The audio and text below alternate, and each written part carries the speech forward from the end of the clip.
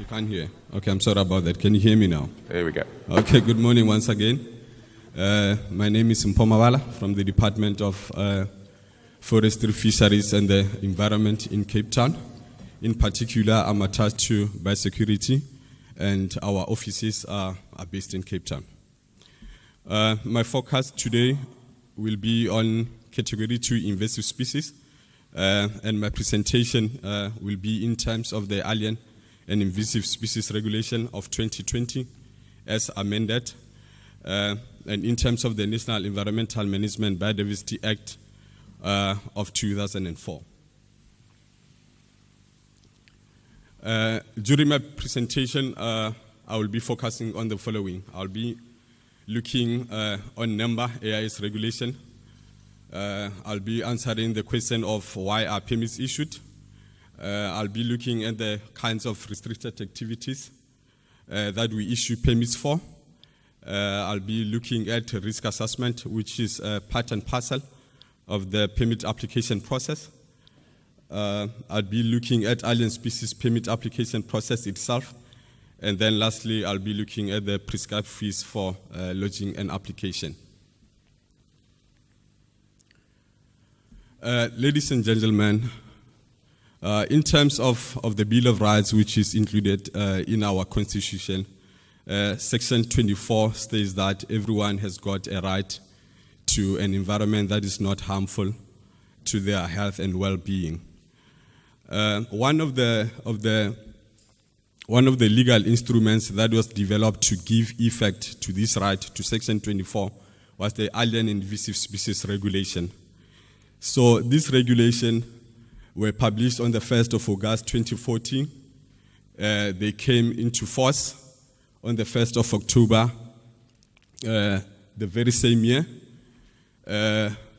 They were built out of, they were promulgated out of National Environmental Biodiversity Act of 2004, which was built out of National Environmental Management Act of 1998, which is an umbrella act and which provides a legal framework for environmental management.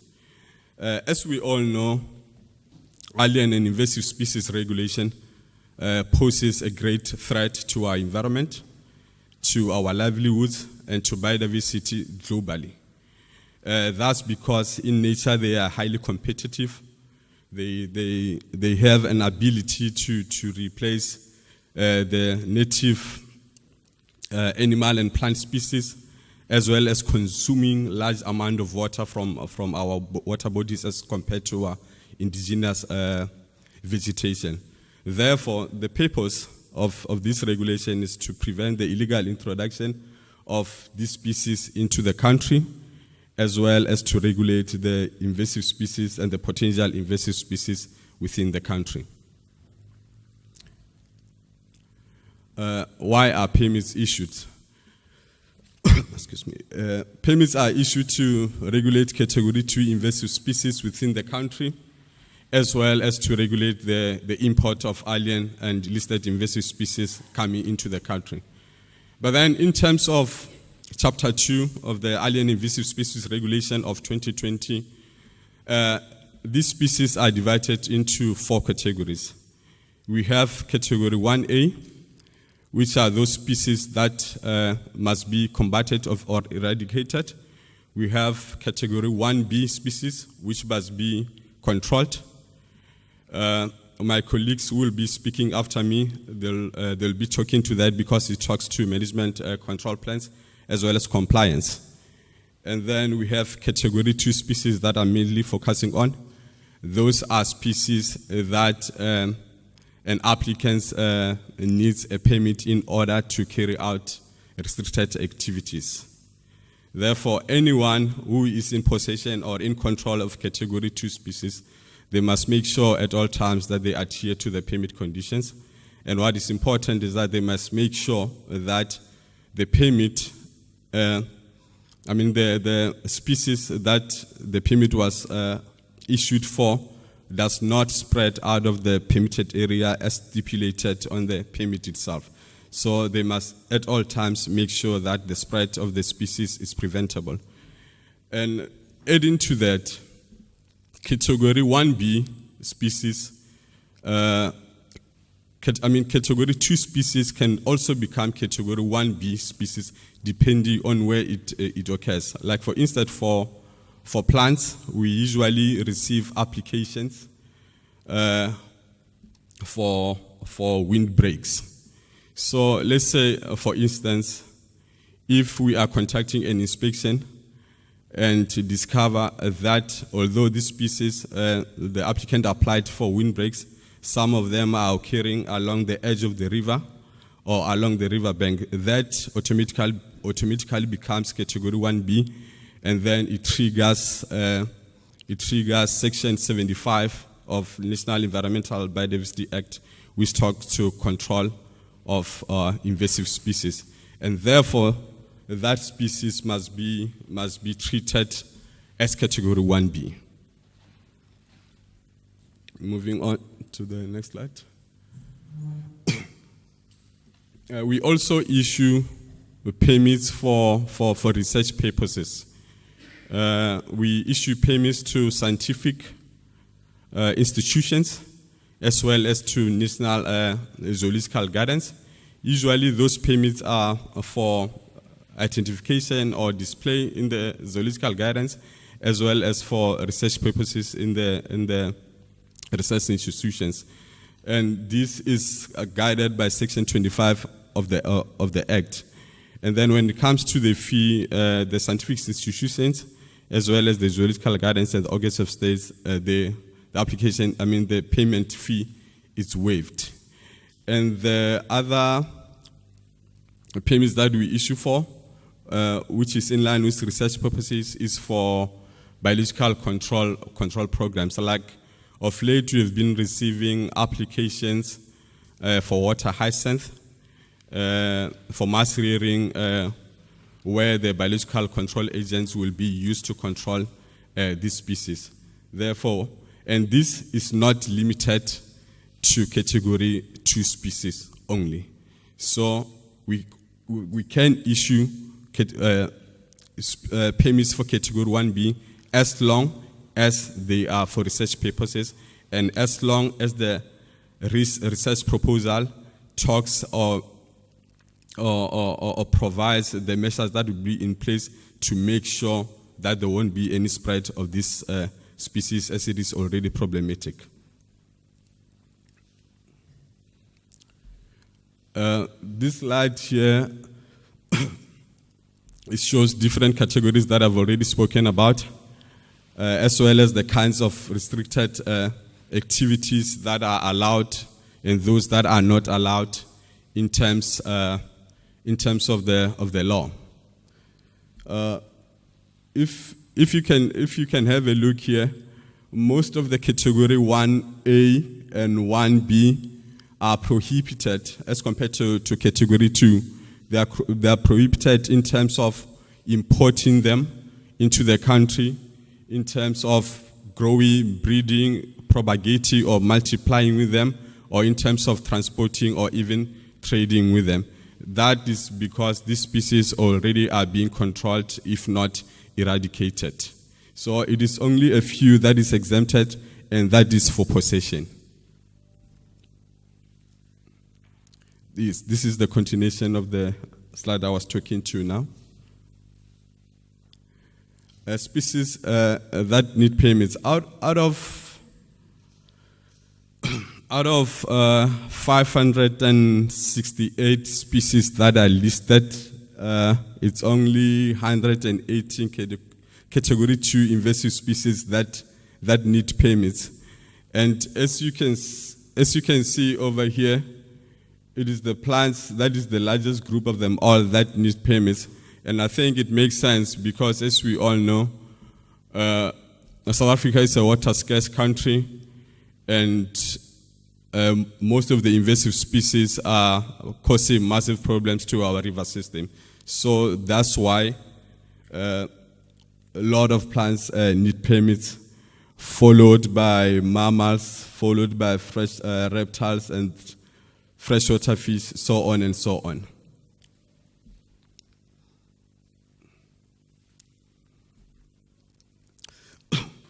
In terms of Section 65, subsection 2, as well as Section 71, subsection 2, it states that a permit can only be issued after prescribed assessment of the risk has been carried out.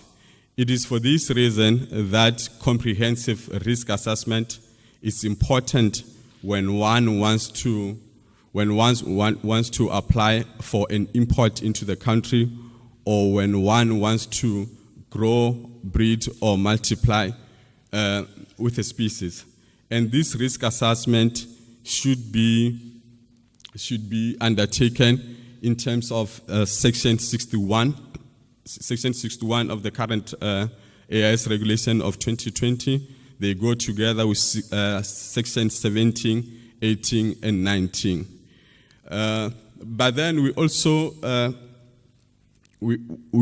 have what we call guideline of information required for Category 2 species.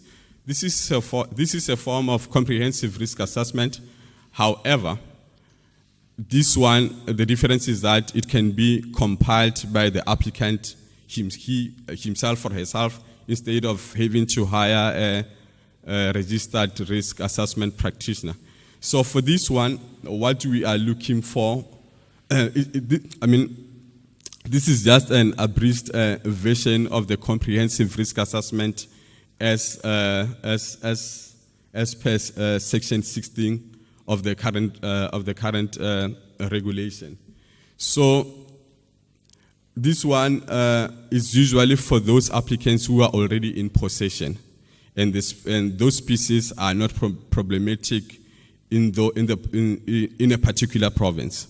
Like for instance, there are those provinces that do not want Nile tilapia at all, and in such cases, applicants will be advised to undertake comprehensive risk assessment. But for those species that are not problematic in particular provinces, we advise the applicants to compile what we call information required for Category 2 species, which is the shorter version of complete risk assessment. It consists of 4 questions, and these questions talks to the species that an applicant is applying for.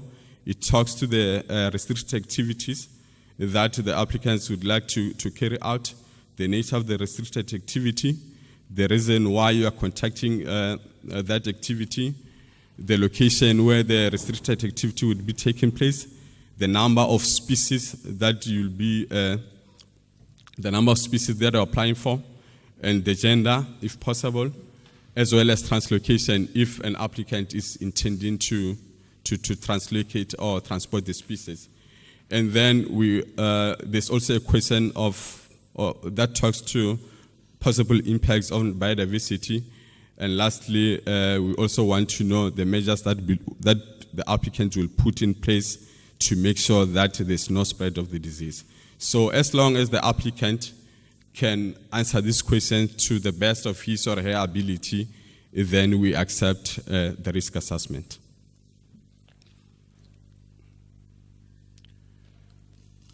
This process talks to when one wants to import alien invasive species into the country. The process it takes up to 60 working days. So what happens firstly is that the applicants identifies the species of interest. They then obtain application and risk assessment guidelines. They then lodge an application form and the risk assessment to the department. And for us to consider your application complete, that application should be supported by certified ID copy, which was certified in the last 3 months. It must be supported by a proof of payment of 200, and there must also be a complete risk assessment. And then when the application is complete, we then send it to ASRAP, which stands for Alien Species Risk Analysis Review Panel. We send it to them for informed recommendations on whether to approve or not approve the application. So the time frame that we usually give ASRAP is 40 working days. So they will respond within that time frame, and then we will then consider their recommendation, reach a decision, and then notify the applicant and any objectors of the decision in writing. So the whole process, we try by all means to make sure that it's within the 60 working days time frame. Yes. And then in terms of the listed invasive species permit application process, the process is almost the same, but then the difference is that instead of sending the complete permit application to the province, we send it, instead of sending the complete permit application to ASRAP, we send it to the province. And the process, the time frame is 20 working days. So what happens is that, let's say, if you are applying for let's say rose ring-necked parakeet, you fill in an application form, you attach your certified ID copy, you attach your information required for category 2 species, as well as the proof of payment. We therefore, after going through your application and satisfied that is complete, we then contact a pre-inspection. When we contact pre-inspection, we're doing it to assess the measures that you have included in your risk assessment or the information required. So if you have applied, let's say for rose ring-necked, what we want to check is that indeed your cages are in good condition to prevent the bird from escaping. The very same thing applies to the cages. We want to see the condition of the cages.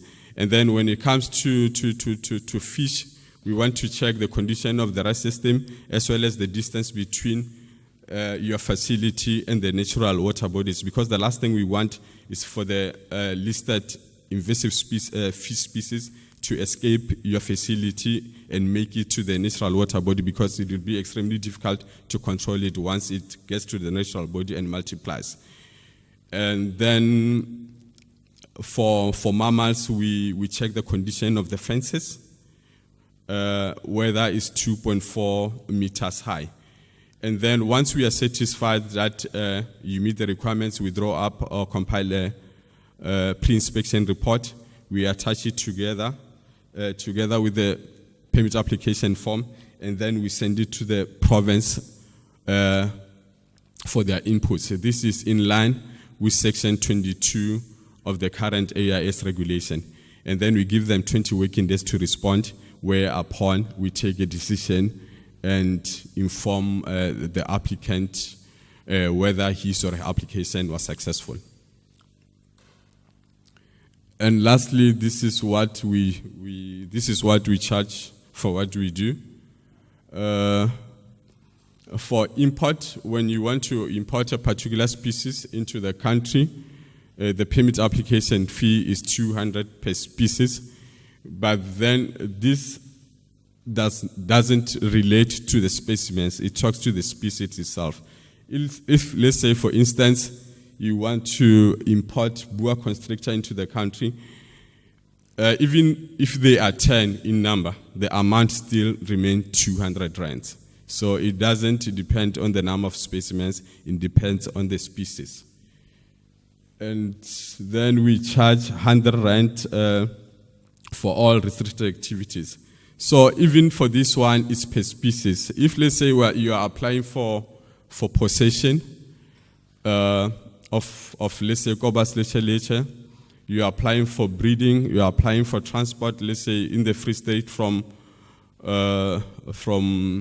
one location to the next, and then you're also applying for breeding. So what's going to happen is that you're still going to pay 100 rand because you only applying for Cobus leche.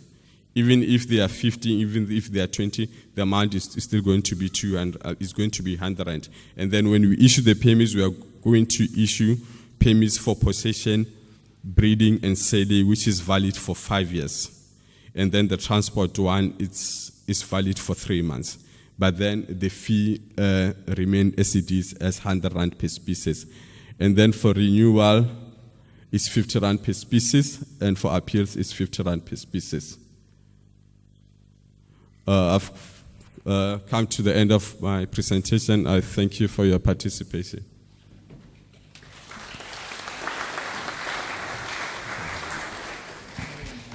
Thank you very much, Mpho. We have an opportunity for questions with regards to permitting. Lady with the blue top, please. Please introduce yourself.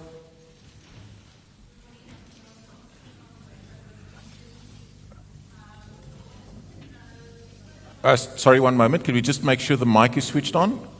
There we go.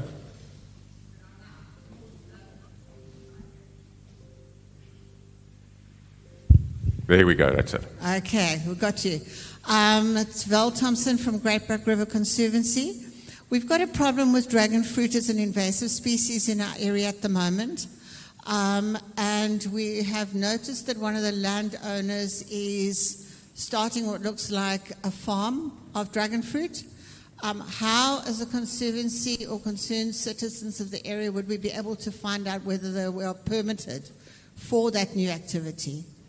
They are a landowner that doesn't seem to listen to regulations for other things. So we are very worried.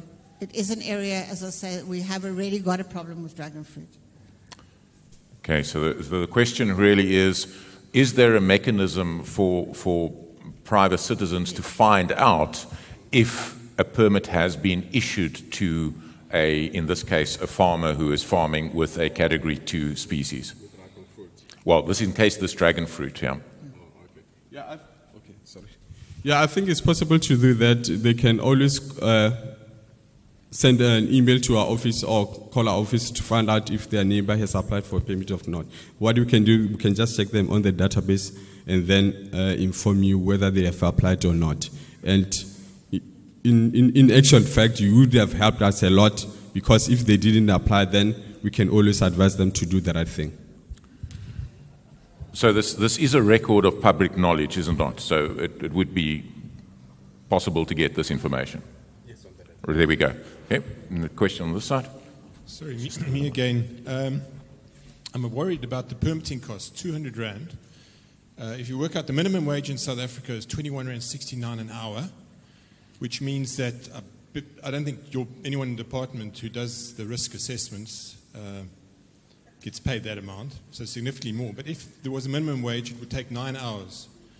So the importer for 200 Rand, it would take 9 hours at a rate of 21 Rand 69. And I don't think that's possible. So what's happening is that taxpayers are actually paying or subsidizing that applicant's permitting fees. And I think that's wrong. And I think people who want to import exotic species need to pay significantly more. And this has been demonstrated time and time again. New Zealand and Australia, which have very high permitting costs, they've seen that there's been a dramatic decrease in applications for exotic species when they've increased the costs of permitting. I personally think it's 200 Rand is ludicrous, because it doesn't even cover your staff time to develop that process, that permitting application. Thank you. Okay, fair comment. We think that it's too cheap. Thanks for that comment. Okay, I think Dr. Nzero wants to add that. Dr. Nzero. Here we go. We have a response. Please, Luvani. Luvani is from the department, so he's going to give us a response. Morning. I'm from the department. I work with Mpho. Just to clarify in terms of our fees which we are charging currently.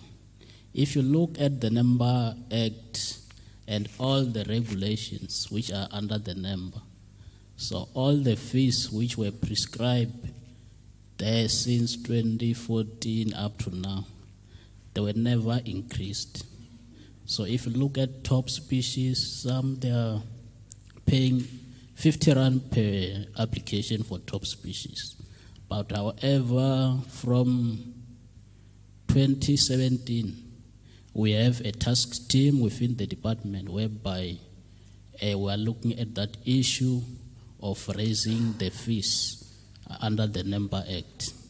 So there is a consultant who is busy with a study looking at other countries like New Zealand, Australia, so that they can assist us. How can we increase the fees? And also this issue of 200 rand on importation of alien species is also being addressed by the consultants. So once that report is finalized, we as the department will take a decision informed by National Treasury or how much can we increase our fees. So it's still working on progress.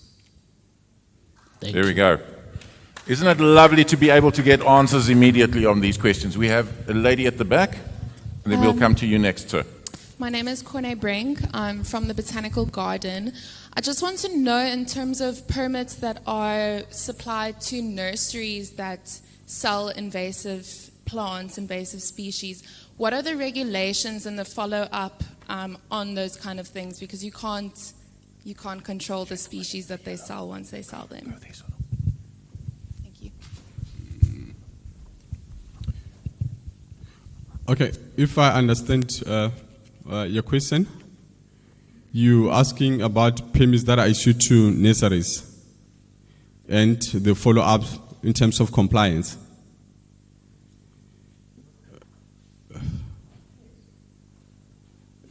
Yes, but still, I don't understand your question, ma'am. If you can just put it differently, yeah? Let me answer that. We work with the nursery industry. The nursery industry has decided that Category 2 plants cannot be worked with. So in actual fact, I don't know any nurseries that are working and dealing with Category 2 permits, because you have to have a permit to bring the plant to your nursery. You have to have a permit to give it to one of the people that are buying something. You need a permit to transport it to that person's. So it's not viable. No nurseries are dealing with Category 2 plants. We had the situation with Mpho. They were selling watercress seeds. The minute it became a Category 2 plant, they put all the watercress seed into a huge big bonfire and burnt it. You cannot operate on Category 2. So there are no nurseries operating on Category 2 permits, as far as I know. If there are Category 2 permits in a nursery, they are probably illegal, in which case, in actual fact, they need to be clapped rather than said well done for working with illegal plants. Okay. We had a gentleman over there first, and then we'll move to you, ladies. Hi, everyone. It's Ashley from Sunby. I'm glad you, Category 2 and Forestry is part of your department. Now, we have species that occur in plantations, and I take it most plantation species are Category 2. Yes. But how does the permitting process work with this independent plantation or forestry companies? Because there's a lot of alien plants, Category 1A, or not, 1A, which is us, 1B, and 2. But how do we even ask whether they have permits, or what does the permit entail in terms of clearing the rest of what is in the plantation? It's a frustrating thing, because you go in there as Sunby, my mandate is to clear 1A, but I just can't just remove one species and leave the rest. There's no working for water in the area, so they just forget about it conveniently, I suppose. But then what happens to you in terms of monitoring and enforcing compliance with the clearing of the rest? Okay, I think we... Secondly, I wanted to reiterate what the last speaker said about the finance involved with the permits. How does that amount equal to the damage control that we have to do when things go out of hand? Who pays for it? Thank you very much, sir. I think you've raised very important questions. The finance one has been handled and said they are looking at redrafting those costs. And then with regards to compliance, I think we're going to pass over that question of yours to the next speaker, if you don't mind, because that will be more relevant. So we're just going to park it and then handle it with the next speaker.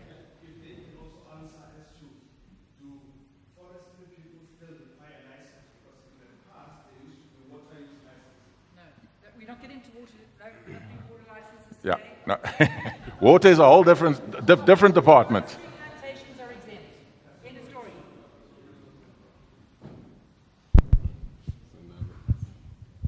No, thank you. Let me answer this one for plantations. In terms of our regulations, we have exempted some of the species which are listed as category 2, which are utilized by plantations. So if the plantation was in existence before we publish our regulation, they are exempted to continue planting those species. But there is a condition that they need to have a water use license from Department of Water and Sanitation. Then for Western Cape, there are specific species whereby they are not exempted. They still need to apply for a permit with us for plantations. Thank you. Thank you. I think that's a comprehensive answer. Do we have any last questions? Lady in front, and then we can move on to compliance. Thank you. Hi, my name is Pauline, and I'm from Kaitikwa Conservancy here in George. This is not necessarily a question, it's more a comment. There are definitely still loopholes in the permit system, and there are definitely nurseries that one can see as you go along, especially in your smaller towns, backyard nurseries that definitely do sell category 2 invasive species. And then the other important loophole to note is your cut flower industry. On Facebook, I see weekly pampas grass being sold. That's technically category 2 invasive seeds being sold. So just a comment that, or category 1, doesn't matter. In the end of the day, us conservancy owners spend 90% of our time, resources, energy, our life, our youth, taking out invasives that have been caused by things that I'm not even a part of that world. So thank you. Thank you. Very important comment that was made there with regards to those smaller backyard people who slip under the radar. Stian, we have an answer. Thanks. I just quickly want to answer the lady's question about the category 2 species for nurseries. It's not just for nurseries. What happens is if anybody applies for a category 2 permit from their department, what happens is they then send that application to us, which is the head of compliance. We make sure that we verify that everything on that application is okay and you can proceed. Once they've issued that with our thumbs up, we go back every 3 months and make sure they do comply with the permit application and all the permit, what do you call it, your permit, you've got a word for it. Conditions, with the conditions. So we do follow up as a compliance section on the permits before, we call it pre and post permits. We do all of that from our side as well. There we go. Thank you for that explanation. Not just for plants, no? It's for all taxa groups. There we go. We're going to have to move on to the compliancy section. So if there are any more questions, maybe just pass it over to the next speaker. Mpho, thank you very much for that comprehensive presentation. Let's give him a hand of